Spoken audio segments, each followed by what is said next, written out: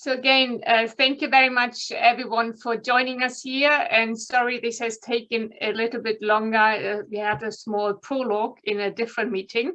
Very warm welcome to everyone. Thank you again for joining. Thank you so much, Danielle, for your patience and for your agreement to join us here this afternoon in the UK, at least. I know it's earlier for you in the US to talk about COP26, but also COP27 and the pathway in between.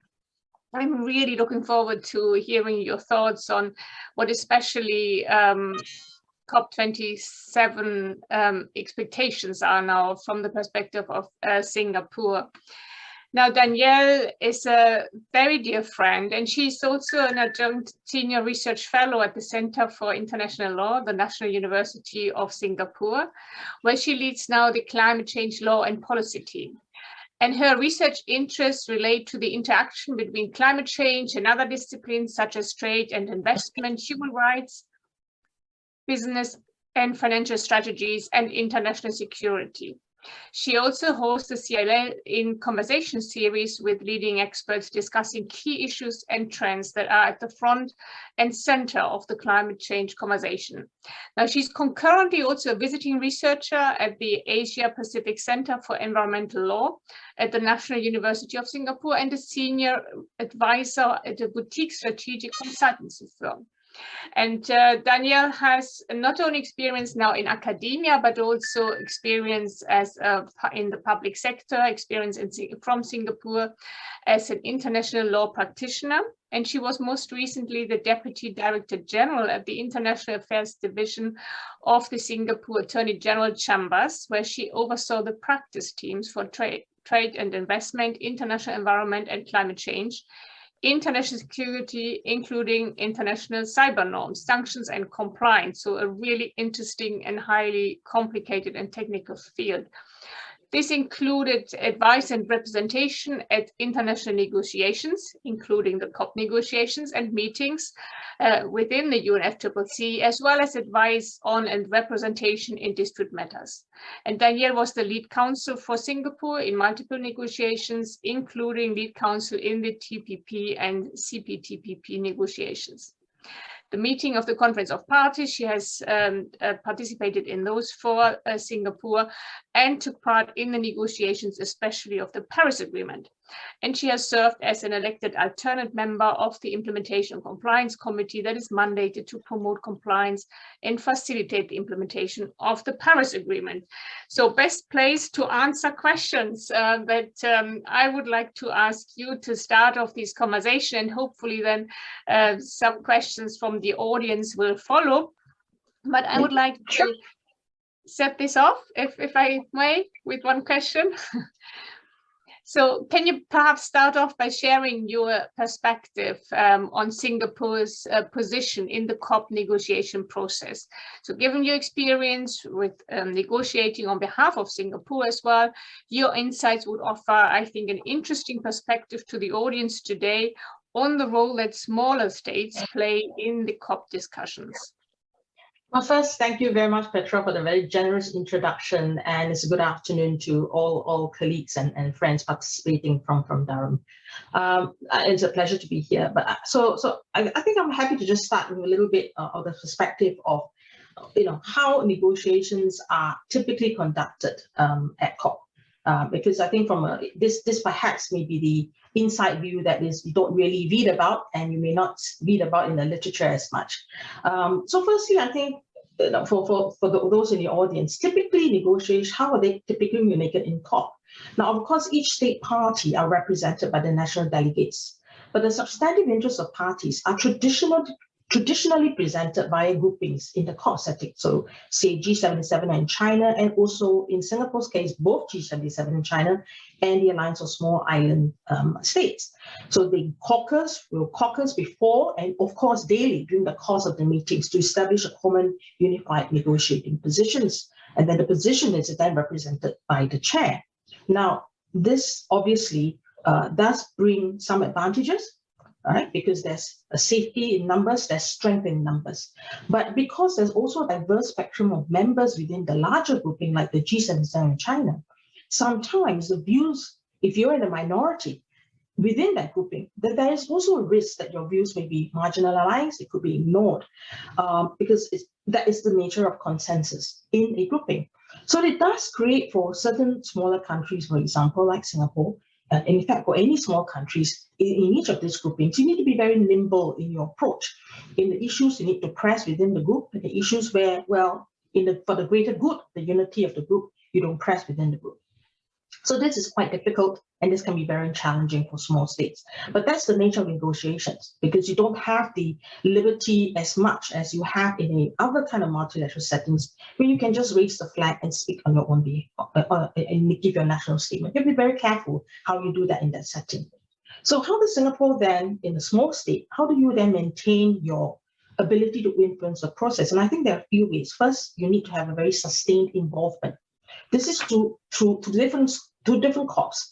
But this is to underscore that your state, your country, is a serious, substantial player and a constructive player. And this should be beyond the individual delegate. My colleagues before me and my colleagues after me will continue to hold up the flag. And that is basically a very key point. You need to be very sustained. And for those who may not be aware, the UNFCCC was adopted in the 1992 Earth Summit.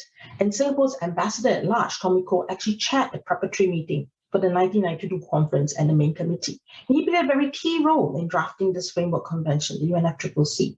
And Singapore has continued to engage in that negotiation process, from Copenhagen to Paris, to Katowice, to Madrid, to Glasgow, where you have seen consistent involvement of ministers in co-facilitating key decisions and key matters, key difficult issues within the COP. For example, in Paris, the foreign minister was roped in to helm the informal consultations on the issue of differentiation.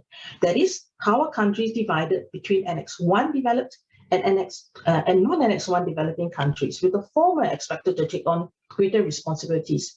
Now, that's very political, that's a potential deal breaker, but nonetheless, Singapore was part of that key process behind the scenes, making sure that there could be some consensus.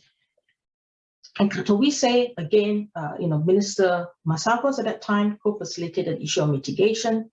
In Chile, in Madrid, I was working with Minister Masagos also in co-facilitating the cover agreements, where we had issues on the climate ocean nexus coming up for the first time. And of course, in Glasgow, Minister Fu co-facilitated the very important issue of Article 6. So you see this very sustained involvement.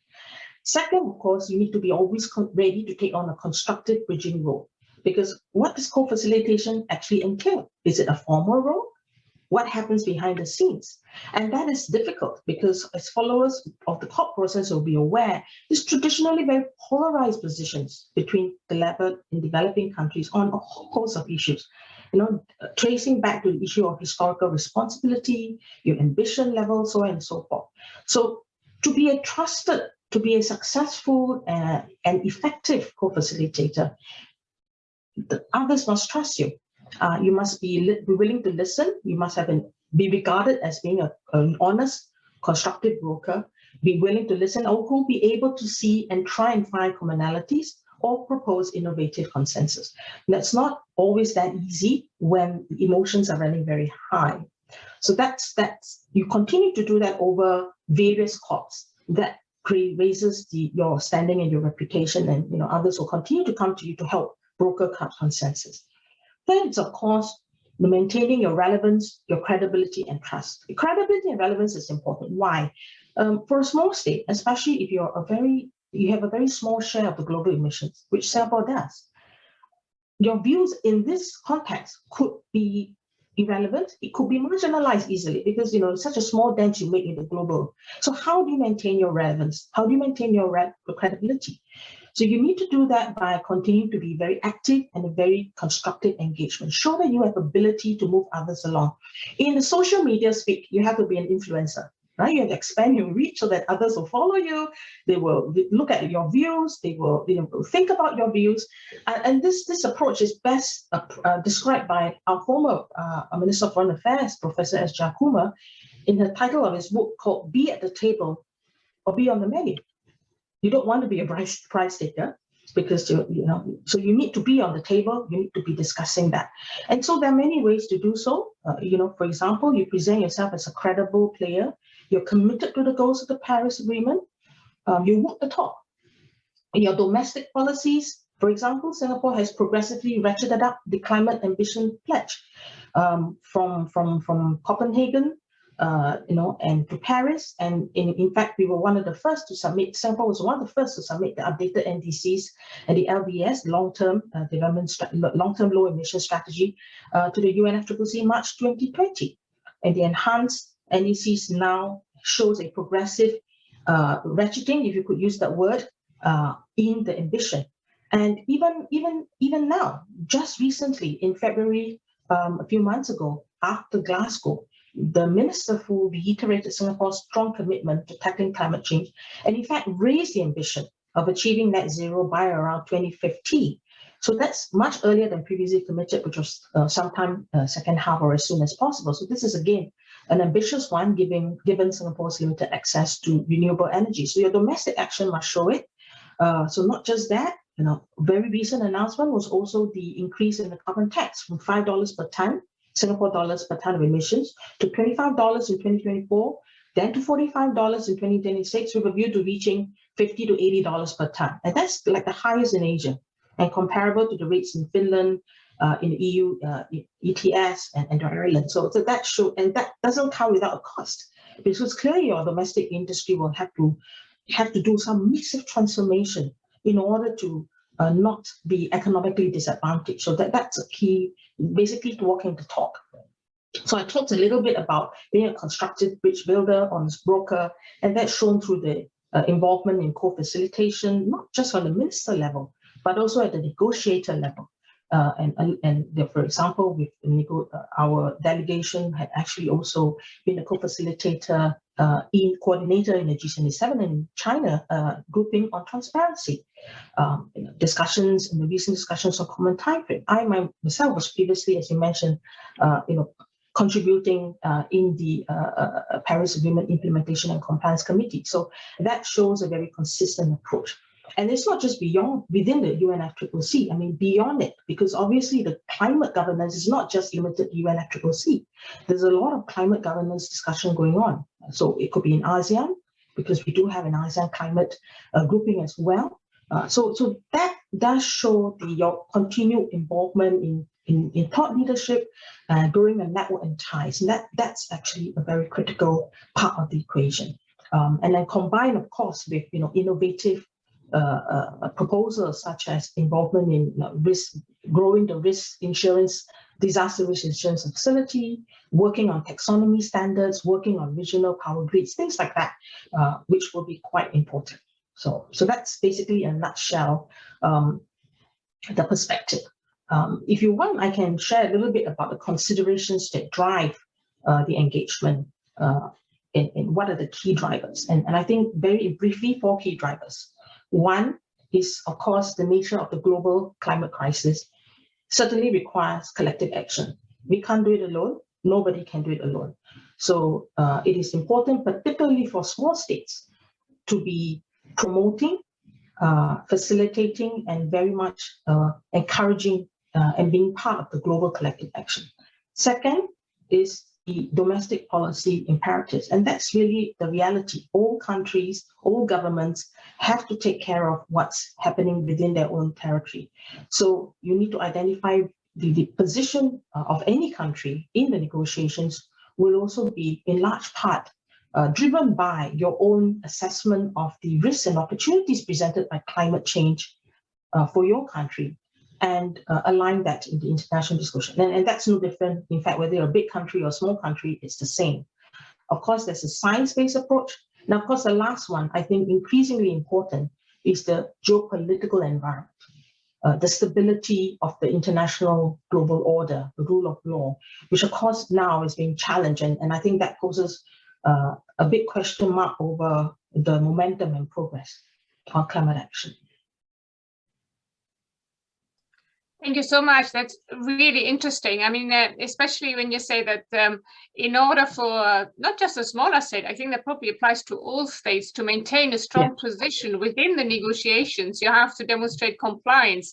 That takes this argument that compliance is a result of peer pressure even further, is it? Because it ties it in with the negotiation position that if you have a strong one, then you can maybe push for some aspects of your own interest again, or as a state, if you want to do so, or maybe have some compromises that tend to go in favor of the group you are negotiating with, because you have shown position. Yeah, that's really, I think that is a really interesting point.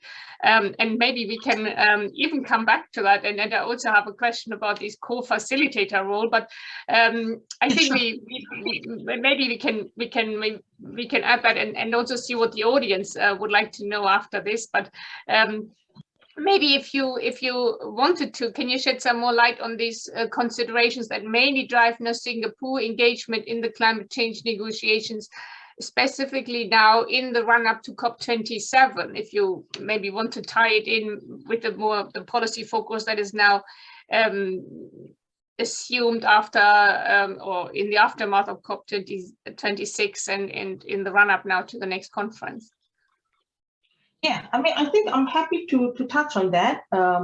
Maybe what I could do is perhaps touch on what are the key outcomes, I think, from COP26, and then feed into that discussion what I think needs to happen, and then why, from a small state perspective, why those considerations are important. I think that perhaps if you're okay with that approach, then perhaps I could answer it in that way. Yes. So I think there are a few questions here, and I think firstly, I'm sure the audience are quite familiar with the outcome in COP26. So I won't go too much into the detail. Maybe I'll just sketch up some broad themes, and we can see how that reflects. I think generally from just an observer perspective, and of course my views are my individual views, I would say the progress is mixed. I would say it's mixed from COP26. There has certainly been progress. There's been some pleasant surprises too, but clearly other areas have fallen short of expectations. It's not perfect, but I think we want to celebrate the progress that was made, because I think in some areas, some have thought it might have been better. But so it's what I call both a race and a marathon. So we need to continue to sustain the engagement. As I mentioned earlier, as a country, you need to continue to sustain the engagement and continue to encourage the multilateral process and to contribute to it. A couple of significant shifts, I think, which I think from the discussions at COP26, some broad themes, which clearly will impact on how countries act and conduct themselves from now to COP27, of course, and beyond. And that would apply to both Singapore and I think to any other country. The first is, of course, many have been aware, it's a very significant shift in the aspirational temperature goal. Because when your previous calculations may have been based on the language of well below 2 degrees.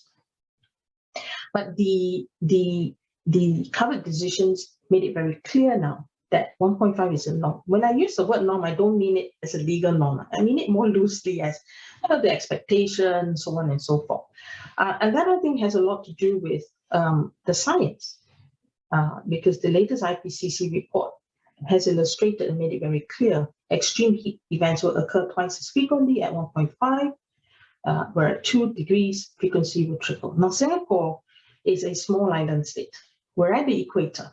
And the science tells us that those countries at the equator are going to suffer the effects most, for example, from sea level rise. So that's the first thing. So from that extent, the shift in the aspirational goal has a positive impact in contributing to the global efforts, right? But it's pros and cons, because obviously that also means more is expected. More will be expected in terms of mitigation. In order to meet that, if you agree that that's the benchmark now, then your previous calculations as to what you need to do, both in terms of what you need to do and both in terms of your timeline, will have to shift. There's just no two ways about it. So that actually is the other side of the equation. Again, this will mean both the public expectations, political expectations are going to shift. Right? So that's the first thing. The second, of course, is the momentum backed by a lot of political pledges to advance the timeline for net zero. And I mentioned it earlier, to as close to 2050 as possible. And you see that in Para 32, Decision 1 of CMA 3, where parties were urged to communicate all these, and of course, taking into account your national circumstances. Over 90% of global emissions are now covered by such commitments. Even major emitters, India, China, have also given net zero pledges. Of course, the timing is a little bit different, 2060, 2070, a little bit longer. But of course, this is according to the international IEA. If you analyze all the NDCs, you analyze all these pledges and all these other commitments made outside of the COP formal process in Glasgow, you could limit the global warming to about 1.8 degrees. It's an improvement. It needs to be acknowledged. It still falls short. It is largely political. Many of them are not actually incorporated into NDCs yet. They're also not necessarily backed by a clear strategy yet, or based on accessible, skilled up current technology. So there's a lot of ifs and assumptions in it, but nonetheless, it does reflect where we want to go. And for Singapore, obviously, no different.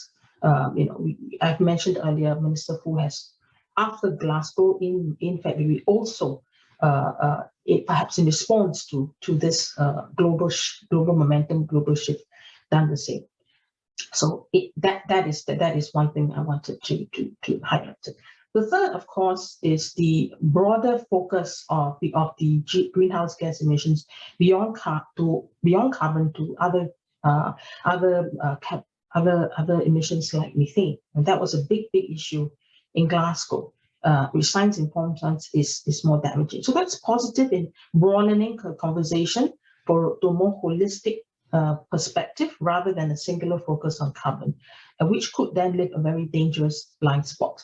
But of course, that means countries which have not really been focusing on methane would now also have to start looking at that and adjust their domestic calculations as well.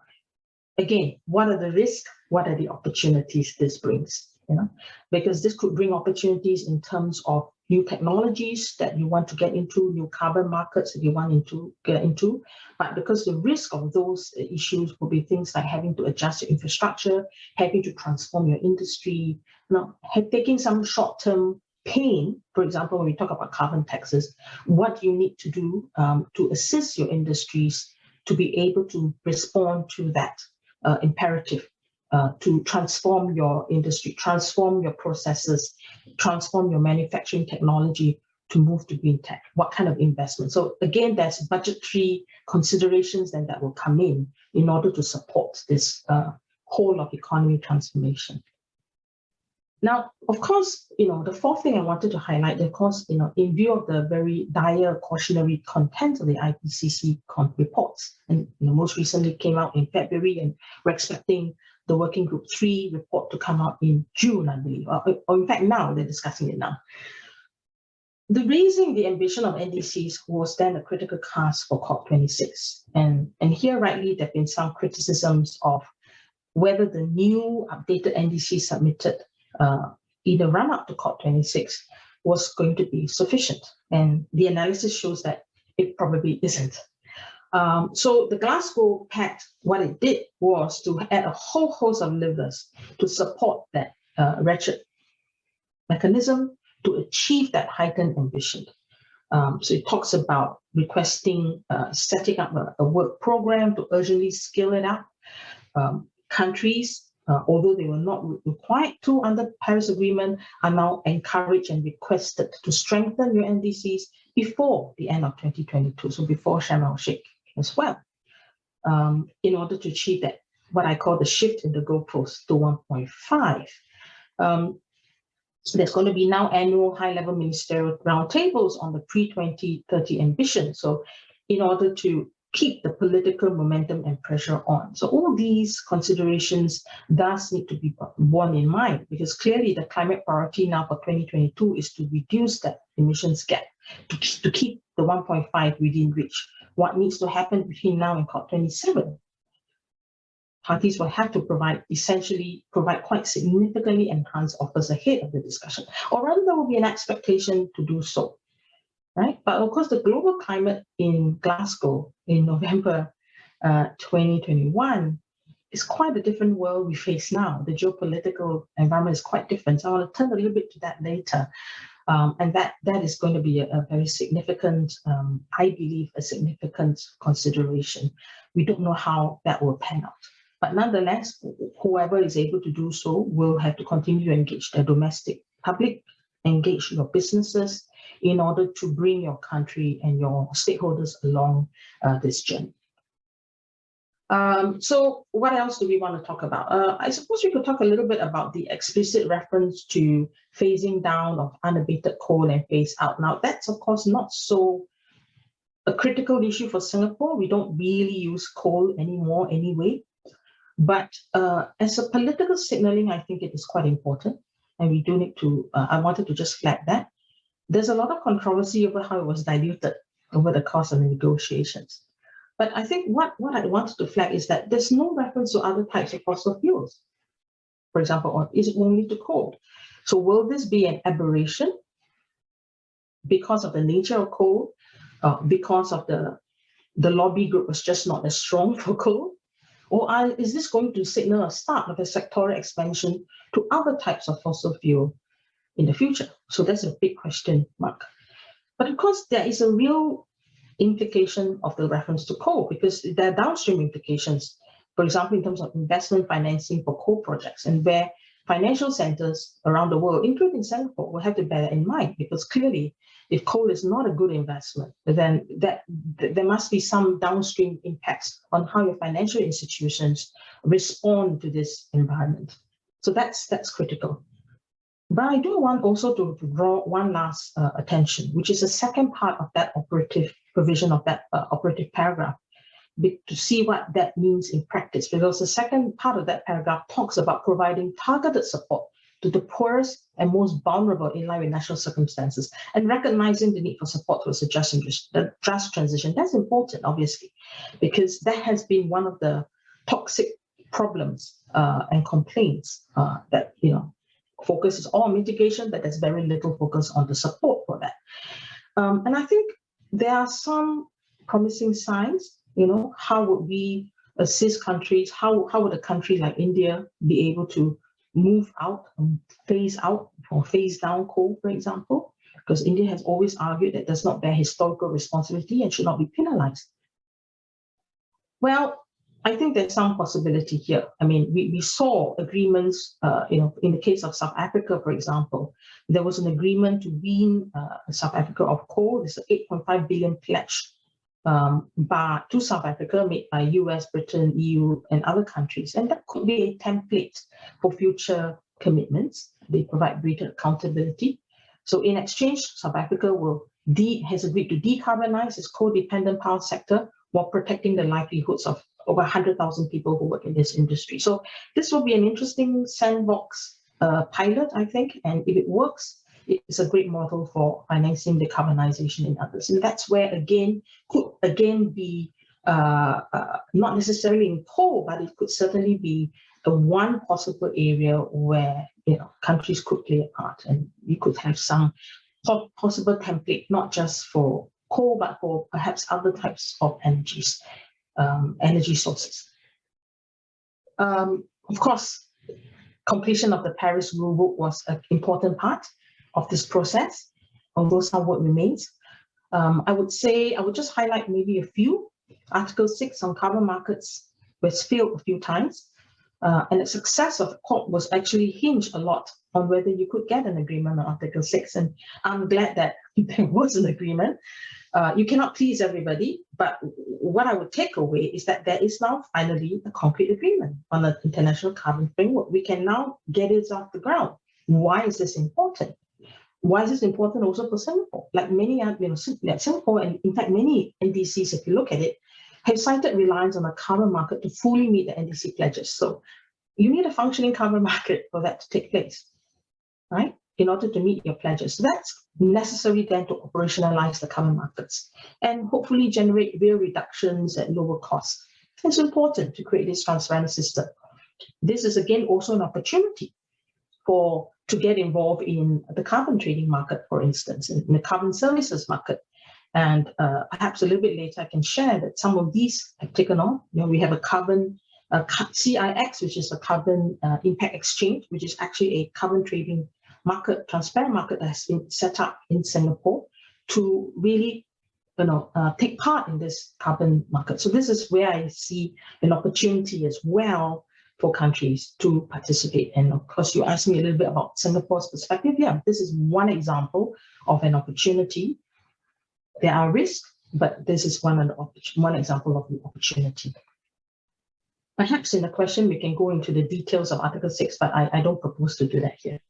And of course, there are other aspects of the rulebook like transparency. We finally have some commonality in terms of the kind of reporting the tabular formats, the carbon reporting format, the outlines. Not very sexy, right? Not very sexy, but critical. Critical for transparency, critical for comparability, critical for the operation of the Paris Agreement. So this is something I will just flag up, because there's issues of a common time frame. I would just talk about climate finance as well, which again was a very toxic issue. Everybody knows about the criticisms of how far it has fallen short. Merely expressing deep regret in the Glasgow Climate Pact almost seems insufficient. But that's the downside. But what are the factors that balance the scales?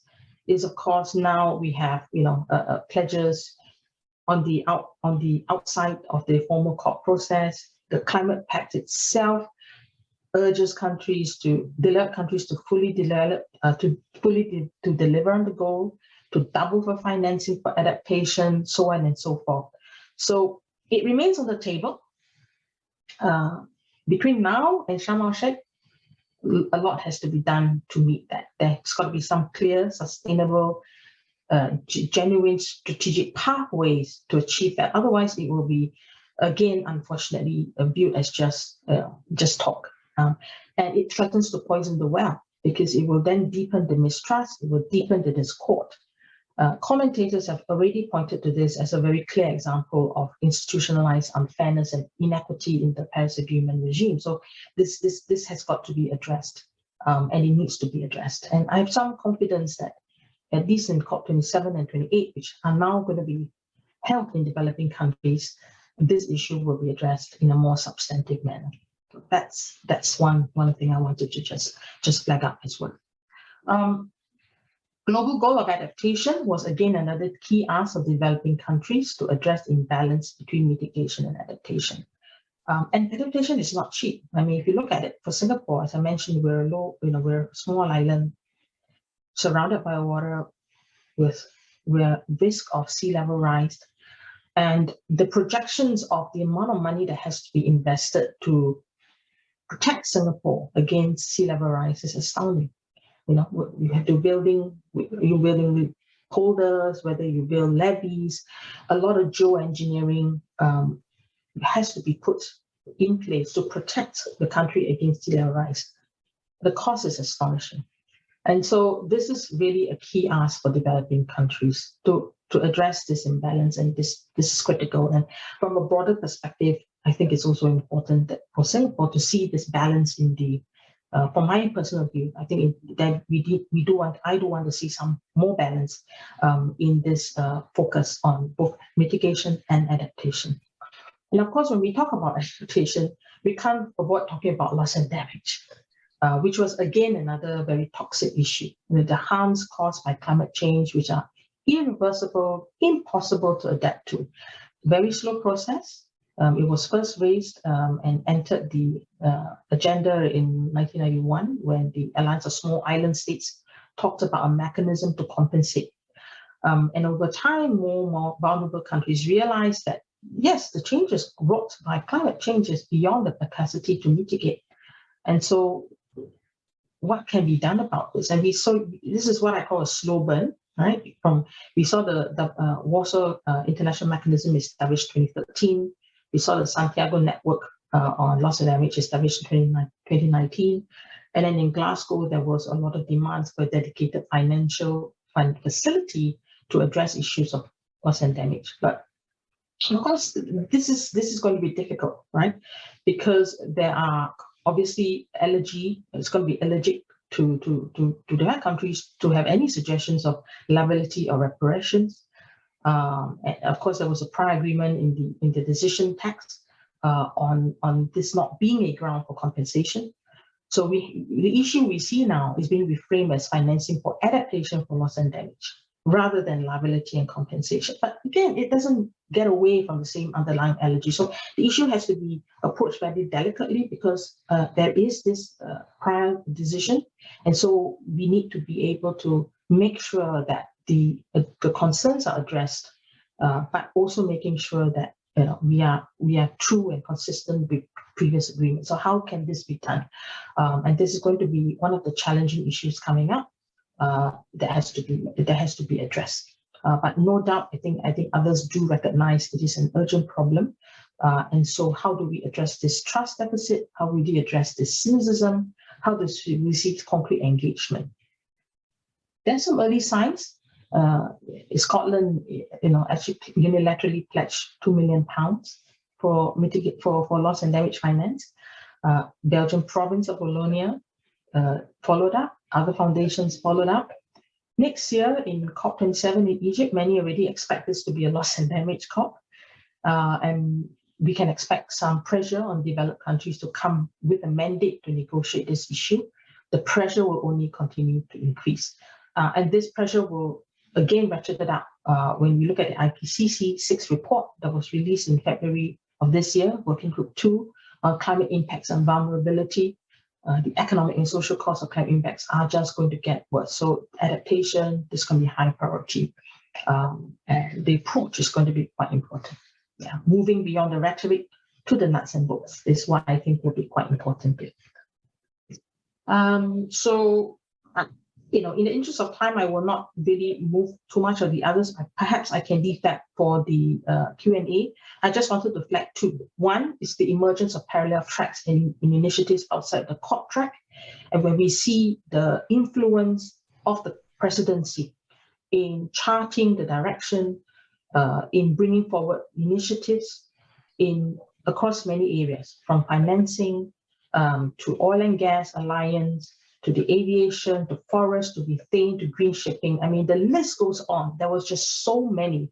It's almost as if there was a parallel COP taking place, right? But it's important because it could be a more nimble way of achieving the same outcome. And it could provide sort of a useful drop-down menu approach that can be more customized, that others can come on board. It's not perfect. It's not part of the formal process. It's not necessarily part of the NDCs. Some key players are missing, for example, Russia, India, in the global methane pledge. But nonetheless, it is a step in the direction. The question now is how are we going to have some accountability and transparency to make sure that those pledges are also followed through, so to speak. So that's important.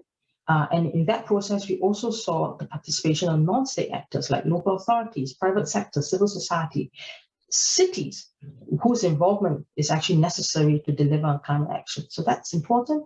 And we saw a lot of private-public partnerships, which is another feature of that process. So that's important.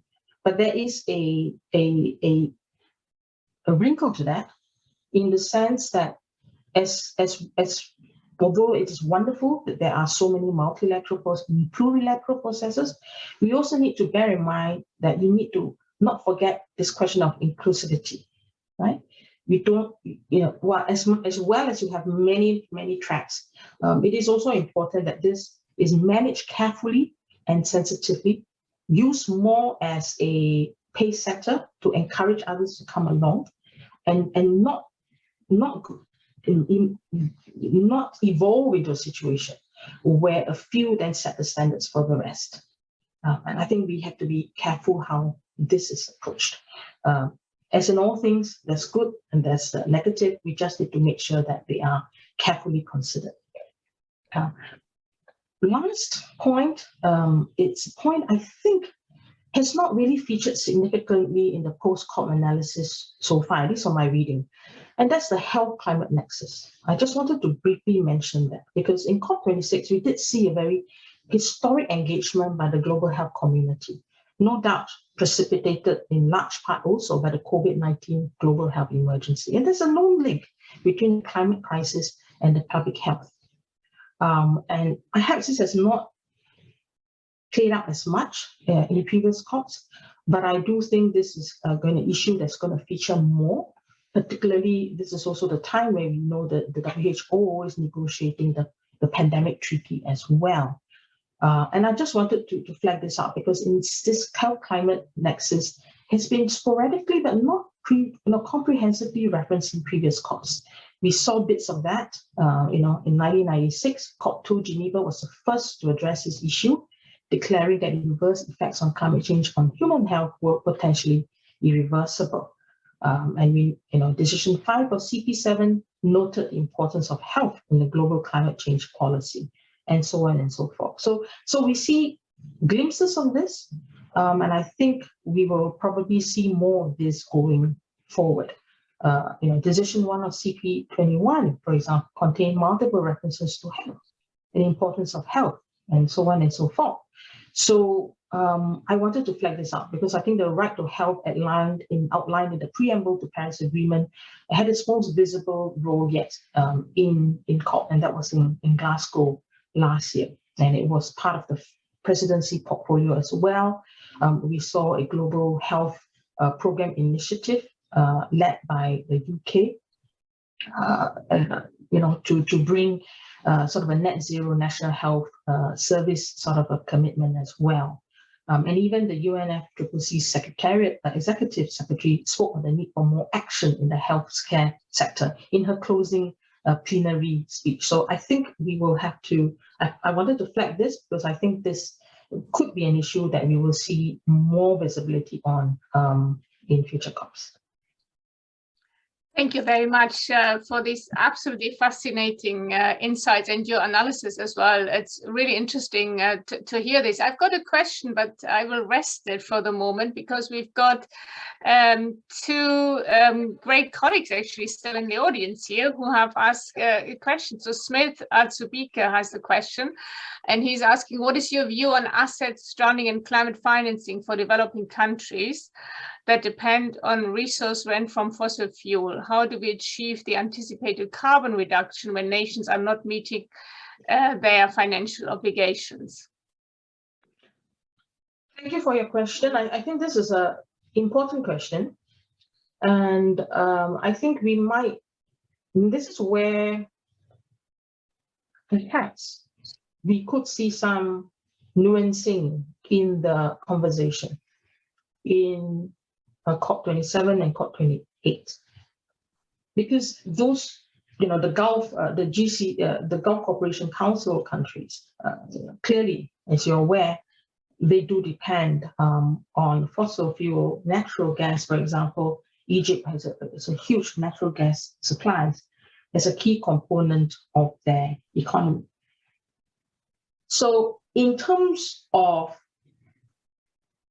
the needs of those countries, how do we move them along, and how do these countries move along on the green agenda while also preserving or sustaining the economic growth? And I think it would be interesting to see how, for example, Egypt deals with this issue in COP27. Let me pull up some references here, and I think that might be interesting to look at how this issue could turn out. Now, from what I understand, if you look at Egypt, right? Let me just give me a minute to pull that up.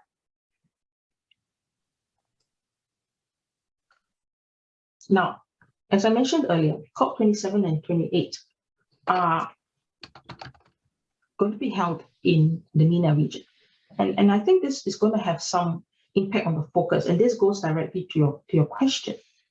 right? Because the presidency, as I mentioned earlier, has an outsized role in charting the emphasis and the priorities of that particular COP. Now, the MENA and GCC countries have been actually moving away from an obstructionist role to a more progressive, climate-friendly approach, while also protecting the oil and gas industry. So this is one way I want to just bring the question back, because clearly, as I mentioned, loss and damage, adaptation, climate financing, these are going to be key issues on the agenda for COP27 and 28. And how it is dealt with will go into this directly to the question that you have asked. Because I think you need to balance the scales, right? If as much as you push for increased ambition, you can't run away from the other limbs of climate financing and adaptation. And this, how do you achieve that? As I mentioned earlier, there needs to be a clear, tangible pathway to meeting the financial commitments, or rather the financial pledges, because this is necessary in order to go hand in hand to allow for supporting these kind of transition to a green economy, right? So that's where I am. But I wanted to just say that, there are, coming back to this, I did say I wanted to talk about perhaps some nuancing in the conversation that we can expect, we may see in Egypt and in UAE in the following years, because of the natural abundance of natural sources of renewable energy. Let me just say, I think I just lost the camera for a minute. Let me just push that back. Yeah, because of the abundant natural sources of renewable energy, and they have the expertise and the funds and infrastructure to produce at scale. So I think we do need to overlay that also with the existing situation we see now in Europe, in moving away from a reliance on natural gas from Russia, for example. And I think there will be salutary lessons that can be gleaned from that, because the transition is not going to be easy if you want to do it very quickly. I think we all know how challenging that can be, and that's for a rich, developed region, right? To quickly scale up to alternatives. And the cost is high, and it's quite clearly cannot be done overnight. So I think there are salutary lessons from there, which will, I believe, over time, which will, I think, flow into the discussion to provide a more sort of empathetic and understanding approach in how to deal with an energy transition of that nature. Thank you very much. So while we are waiting for maybe more questions in the chat, so please post them in the chat, and Danielle and I can both read these questions then. Maybe I can ask my question. I found it really interesting that you also concluded that there is an enhanced language around the temperature target, whereby the CMA has now an increased focus on the lower temperature target in line with the IPCC report.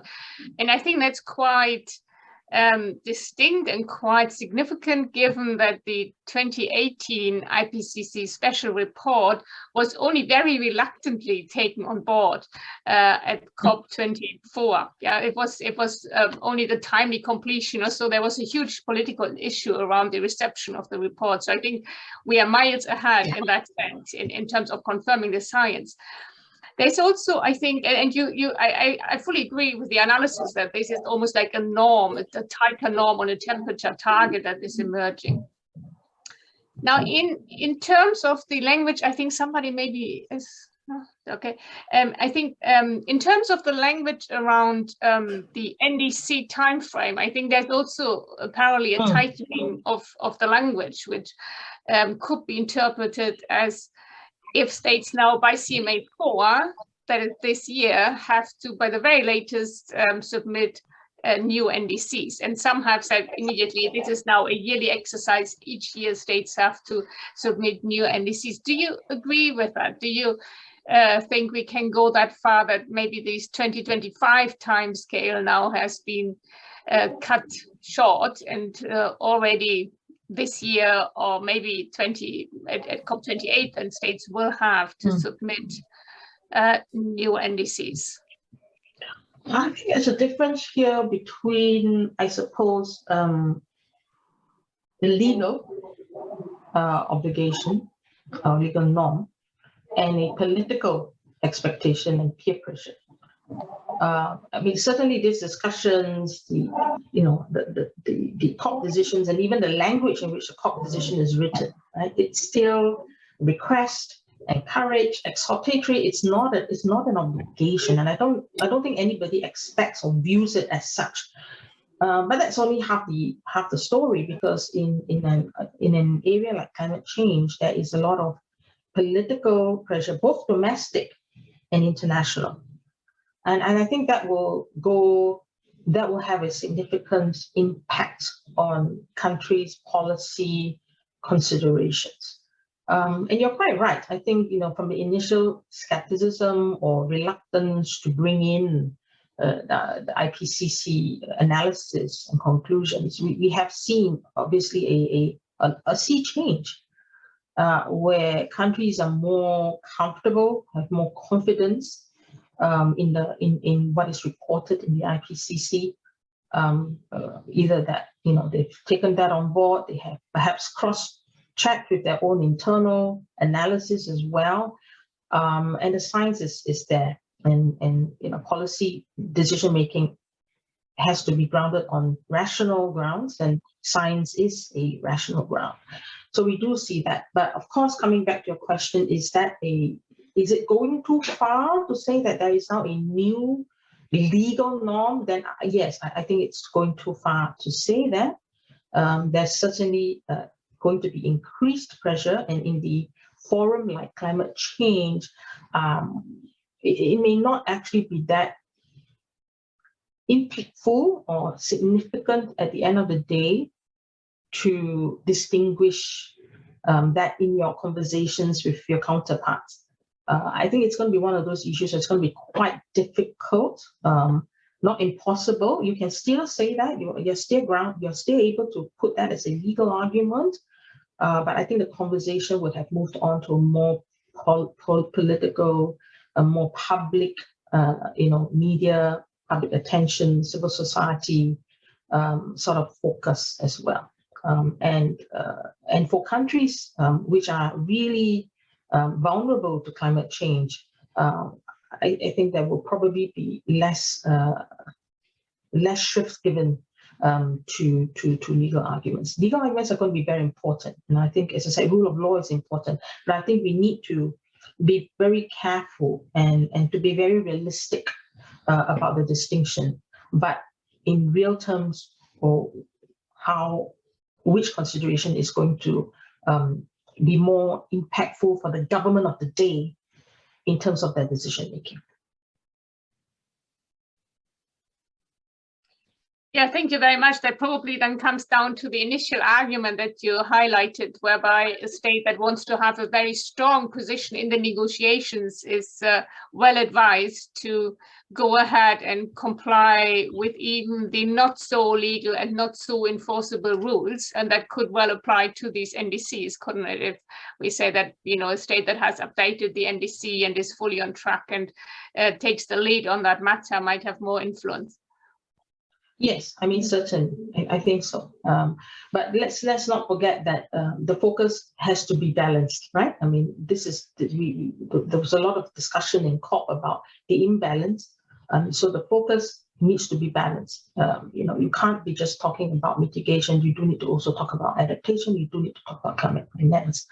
I think that's key, because I think as an example, when coming back to the earlier question that was asked by Smith about, the countries that depend on the fossil industry and what is likely to happen and what could happen. And I wanted to talk a little bit about the nuanced discussion, because if you look at what could happen, right?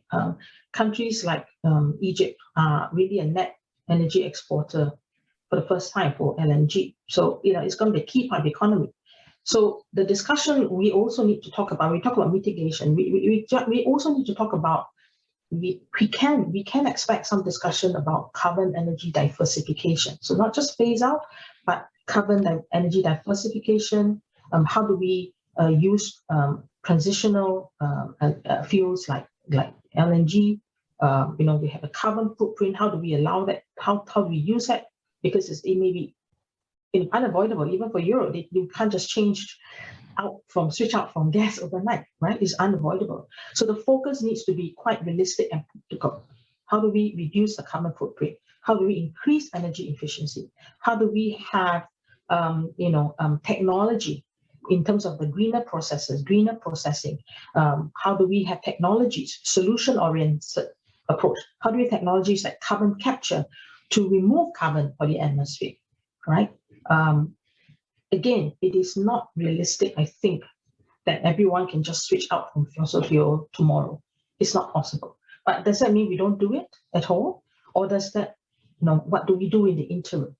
In tandem with switching to greener energy, in tandem with research into maybe hydrogen and ammonia as fuel sources, in tandem with that, how do we make the current usage more green? How do we make it with a lower carbon footprint? What can we do to remove carbon from the atmosphere?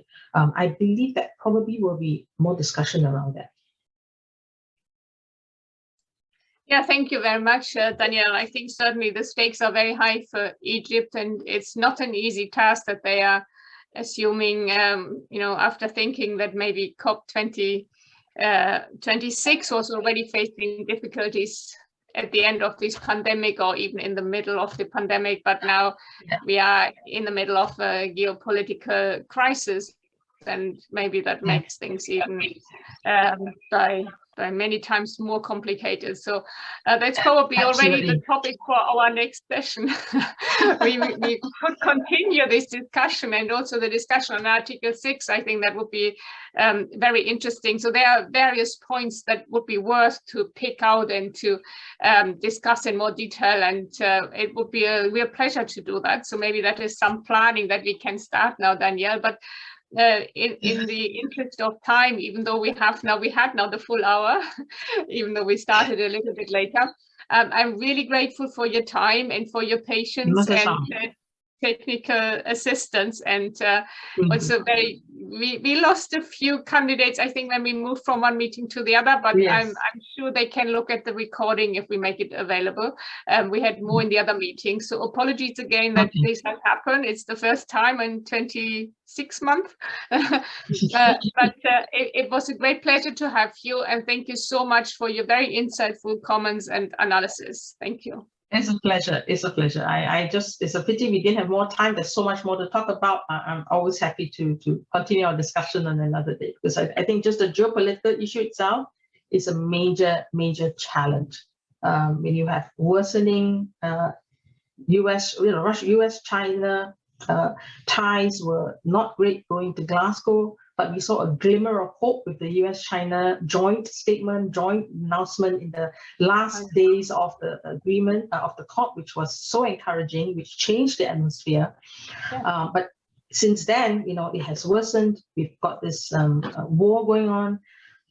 And my great fear is that climate action is being pushed off the agenda or pushed to the back over issues of energy and international security, and that is going to be a big question mark, I think, because how do you even sit down and talk and say, well, you have to do more? It's going to be a very difficult conversation. Absolutely. I think. Yes, I agree, and even across the university sector, I think there's also the risk that this is now on the back burner compared to what happened at least across the UK ahead of the November conference. So let's try to keep the momentum despite the fact that we have also other crises to look into. Thank you so much. Thank you everybody. Thank you. Have a good day. Bye. Thank you.